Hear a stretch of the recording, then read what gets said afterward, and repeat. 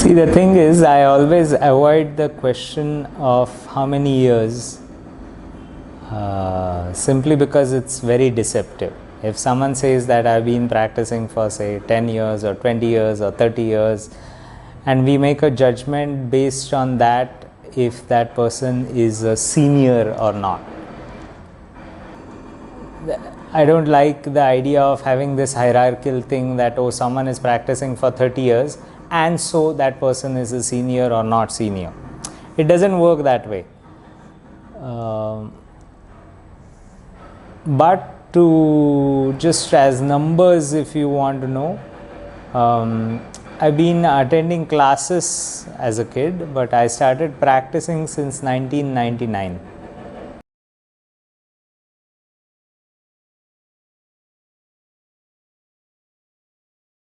It's almost like asking how is it to live next to an ocean? How is it to live on a mountain top? Every day the nature is different. Every day, doesn't matter how many years you have spent next to the ocean, you can't really say, I know the ocean. So, being around them was always like being next to an ocean, where every day you would see a different light, a different texture. You know, if you have been next to an ocean and if you have seen a beach, it doesn't necessarily look the same every single day. The sand moves, the waves change. As in, at least in India, say, if now this is supposed to be end of monsoon, but if it's just before the monsoon, the entire sea is rough and there's so much of clay in it and it's not clean, and then through the monsoon it's very, very rough, and then it settles down and it has a very different color, and so on and so forth. So having teachers of in Geeta ji or Prashant ji, and having Guruji as a guru is like finding that ocean which never lets you settle, never lets you feel complacent. It never lets you say, oh, I know. It doesn't work that way.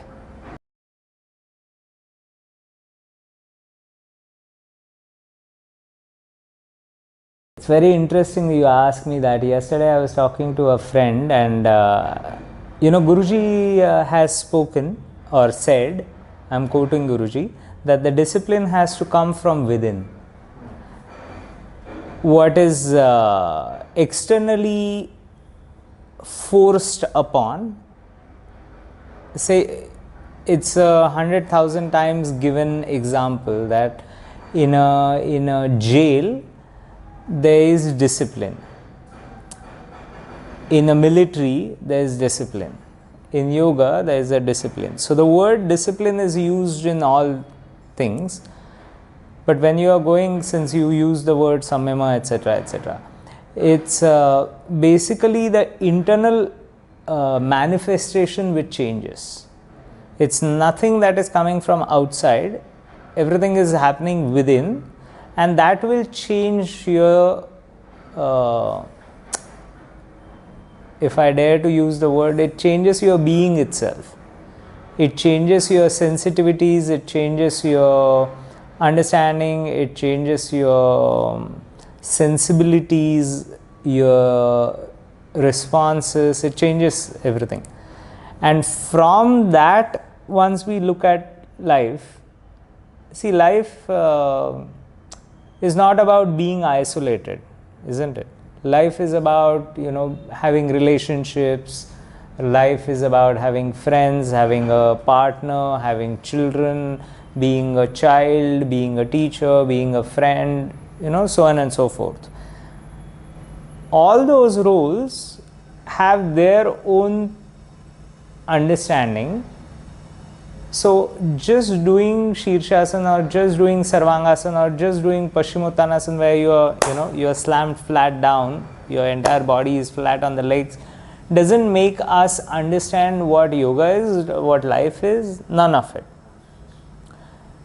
So in Guruji's teachings, I think what is the most beautiful aspect is the capacity to enhance a person. You know, in Light on Yoga Sutras, if you have seen the first paragraph of the preface, he says yoga is an art, science and philosophy for making one's life purposeful. Now, when you are saying purposeful, it's not just about that the fact that, oh, I am sorted, I am good, I have earned my money, I am doing my own thing, I am. That self-centeredness, when you are, the moment you are saying being purposeful, is the fact that you lose that central position of I am and be for others, is where your perspective changes. And I think that is one of the most beautiful aspects of Guruji's teachings. To practice whatever we are practicing, to become purposeful, to have that purpose which is towards, you know, towards society, towards nature, towards the larger existence.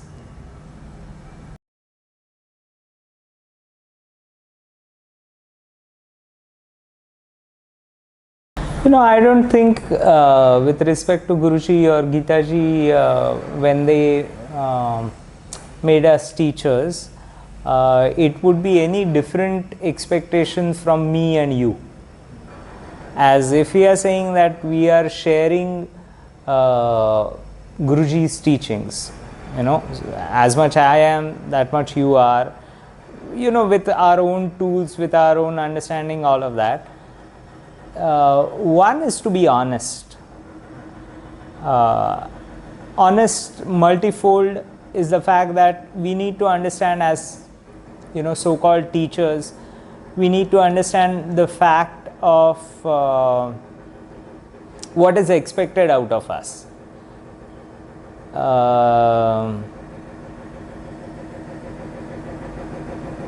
Currently, what I think a teacher's role is, there are different things which come to my mind as when I think what is teaching.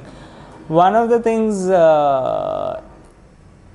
when I'm teaching, or more than that, when I'm conducting a class or something, is the fact that I should be like a matchmaker. You know what's a matchmaker? Yes, a person who makes to meet. Yeah. So a teacher should be a matchmaker between, say, if I am conducting an Uttanasana, it should be in such a manner that, you know, Mr. meet Uttanasana meet, you know, Carlos, and then a teacher should take a back role where Carlos and Uttanasana develop a relationship. If we constantly keep on hitting that thing, as you know, if two people, I often give this example, if two people have gone on a date and a third person is sitting there on the table and keeps on dictating, you know, now you look into each other's eyes, now you do this, and it doesn't work. So a teacher, as in certain sense, a teacher's role should be like a matchmaker.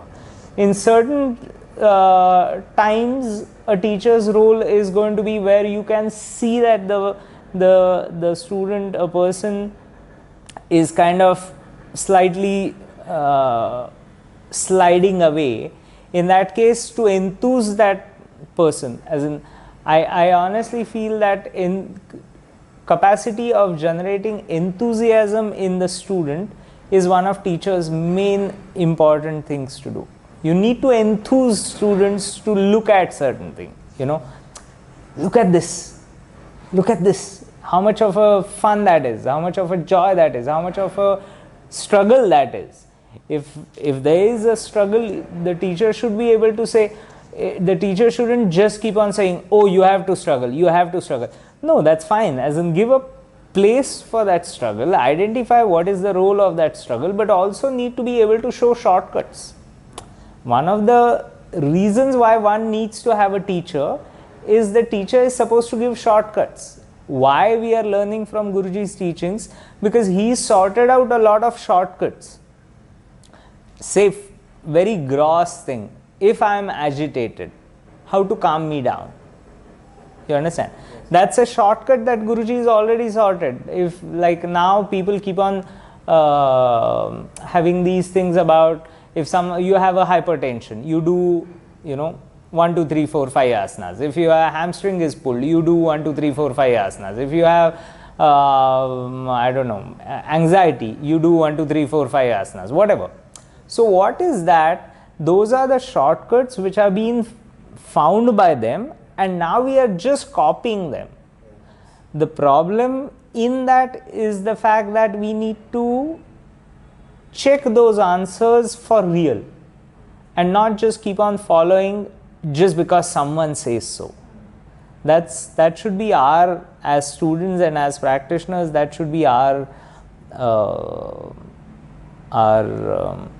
So experimentation should be there. Not a random experimentation, but whatever is being said, we need to see the depth of it. Yes. We need to first cross-check it and as in, yes, on one side experiment, but on the other side we must also learn what is being taught first, check it, cross-check it before we just start teaching it. It's one of the things that as teachers Guruji always told us, is the fact that don't utter a word that you have not experienced. So if we haven't experienced that, we cannot keep on telling others that no, this is how it happens.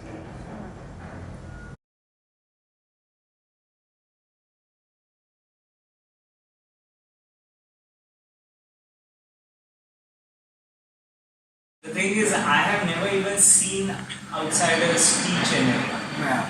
These are things that I have heard. Yes. This is how it's being taught. It's much more kind of rigid, much more in the box, and much more etc. etc. etc. I'll tell you one thing. Anything that needs to reach out, okay? If something needs to reach out, it always, say if you order something online, okay?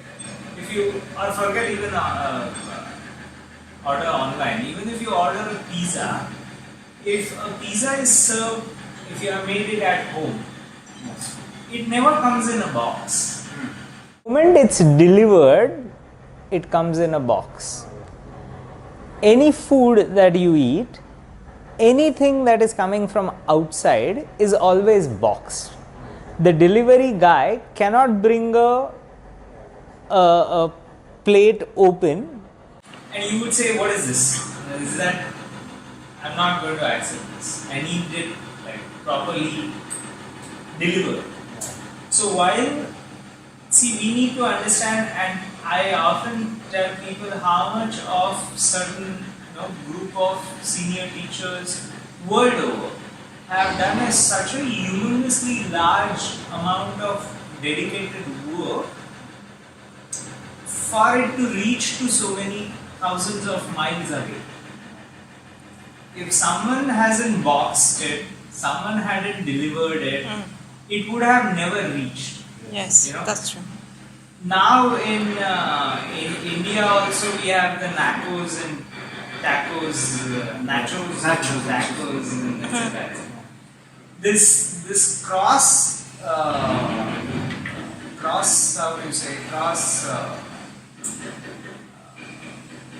cuisine that has reached is because of those exposures.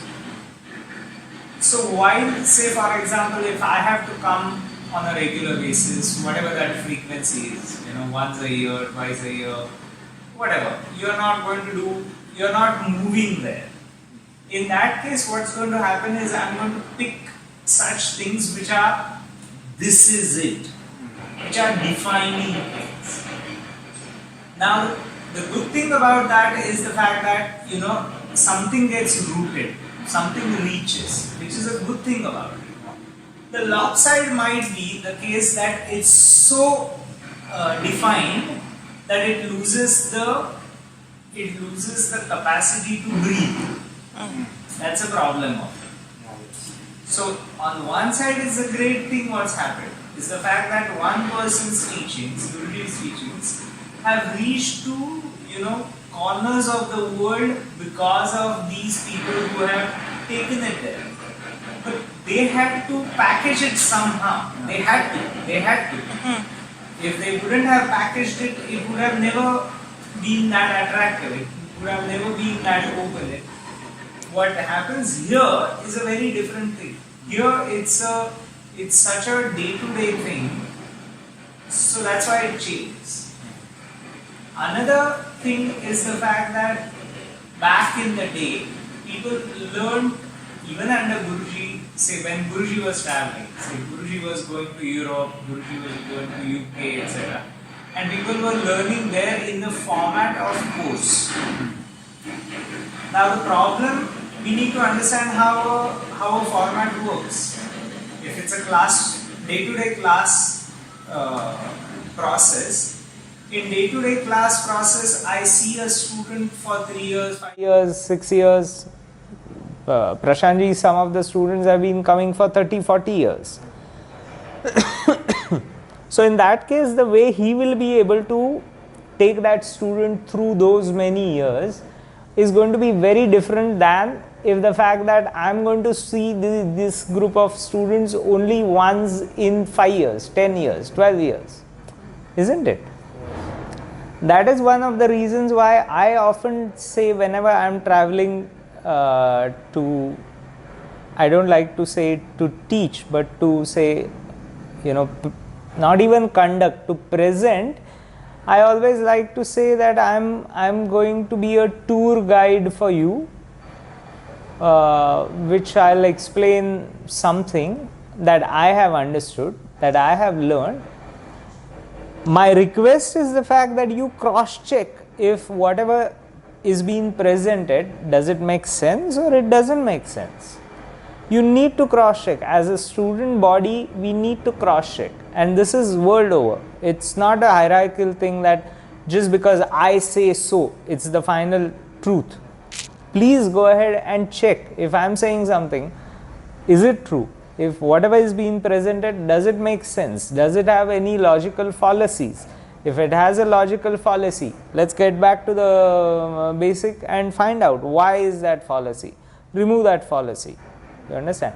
So if we are talking about, on larger scale, we are talking about removing the impurities. Let's start from basic, our understanding, our classroom setup. How does it work? So what I would request is, don't say this is good, that is bad. Both have their own benefits. If you are tired and exhausted to come home and cook, what you are going to do is pick up something and put it in the microwave and eat. But when you have time, that's where we need to identify the difference between a student, a class goer, and a practitioner. Practitioner is not someone who is eating out all the time. Practitioner is someone who's not just cooking but almost growing the vegetables, isn't it? The practitioner actually turns into a farmer who's also cooking, whereas a student is you pick up your food from a supermarket, or you order on phone or something, and that is delivered and it's boxed. It's necessarily boxed. So that rigidity is that first step where all of us were doing exactly the same thing, that we were going for a class, whatever teacher said, we did that, and that was it. And if at all we practice, it was a repetition. It was not, making your own food. It wasn't like growing your own vegetables. So a practitioner is supposed to become a farmer.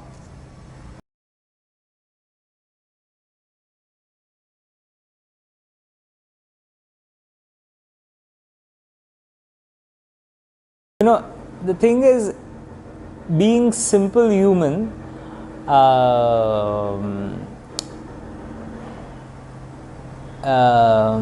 you have all the obstacles, as in there is no reason to put a finger. Vyadi, sthana, samshaya, alasya, pramada, all of that. Avirati, Bhranti Darshana, all of it. As in it's there, of course it's there. There is nothing to say, okay, today I have to deal with alasya, tomorrow I have to deal with Bhranti Darshan, day after tomorrow I am going to work with, I don't know, something else.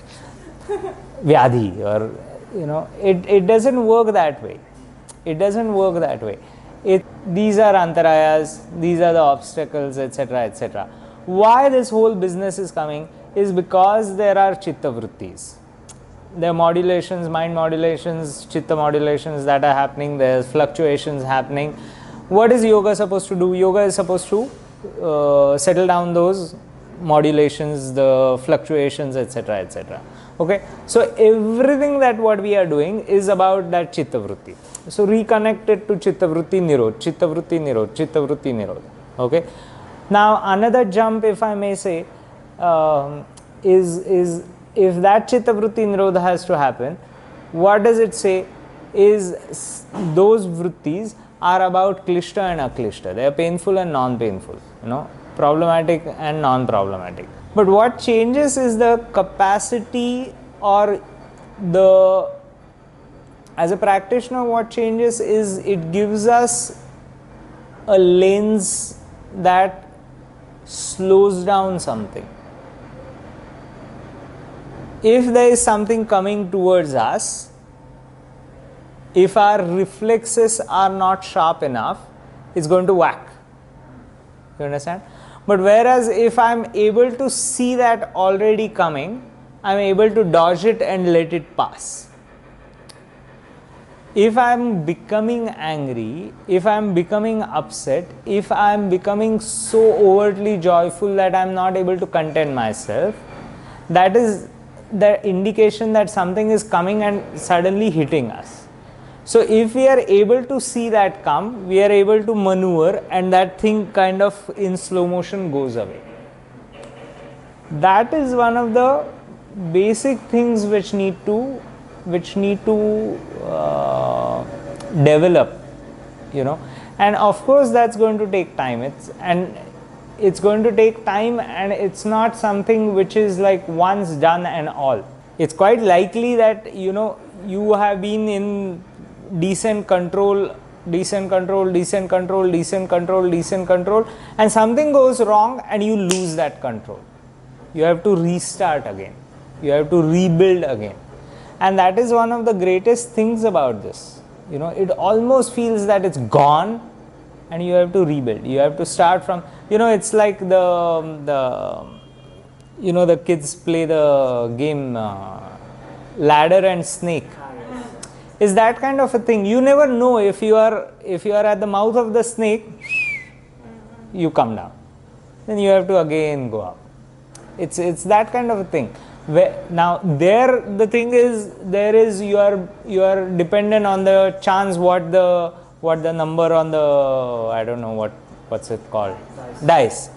What the number comes on the dice, and then it's not in your hands. Whereas in this case, can we make it voluntary to us? Like, okay, I'm making this choice. Is it taking me up the ladder, or it's taking me steps, or it's taking me down the snake? So it's the snake and ladder thing, and which is a consciously played thing.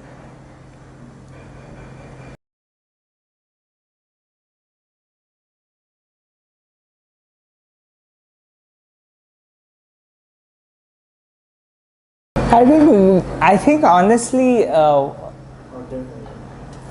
think our system is so, for me it's such a marvelous thing that I almost don't understand this question.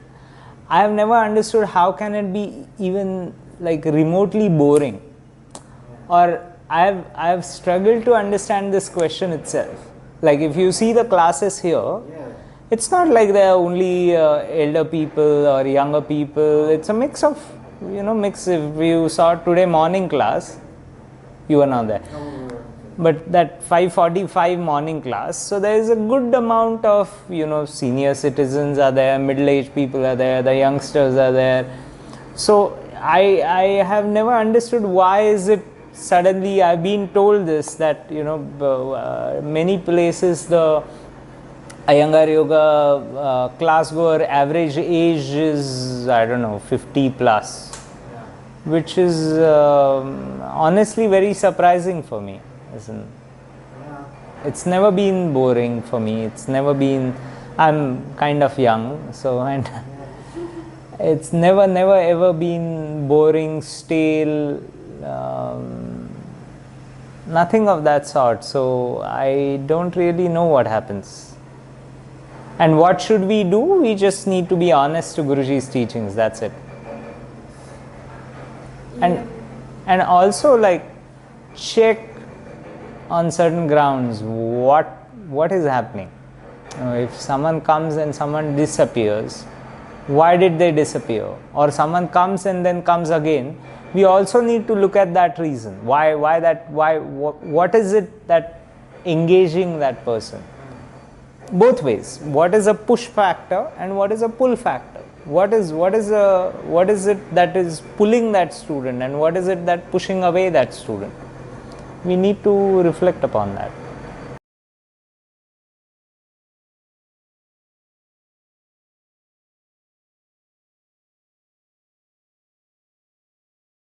I think one is the fact that if I'm, say, presenting a particular thing, particular concept, each class has its own life. I am not a person who kind of plans and comes and teaches. I never have a plan. I never write down. I never decide that I'm going to teach these asanas, or I don't decide that I'm going to, present a particular concept or nothing of that sort. It's for me also many more often than not, it's a surprise what comes out, what turns out. I think each class has its own life. So I like to be surprised as much as people are surprised. Sometimes it's like, that's interesting, that where did that come from? And then you of course remember the fact that either Geetaji, Prashantji or Guruji have kind of had put a seed that suddenly sprung out and it's expressed itself. It's one thread, one something, and you are like, that was amazing. And it's not about that, the fact that I did it again. As a matter of fact, that letter that was reached, the way it unveiled itself or expressed itself, where people kind of also could share that whole thing, was like, oh wow, that is something for me a very interesting thing, where people are getting a beat. That, see, for me there is a difference between having fun and reaching to a joy. I think joy is something, that joyfulness is something very interesting. It might be physically exhausting thing, it might be demanding thing, it might be anything, but that joyfulness, and there is a certain lightness that has to happen, where all the burdens are kind of shed away.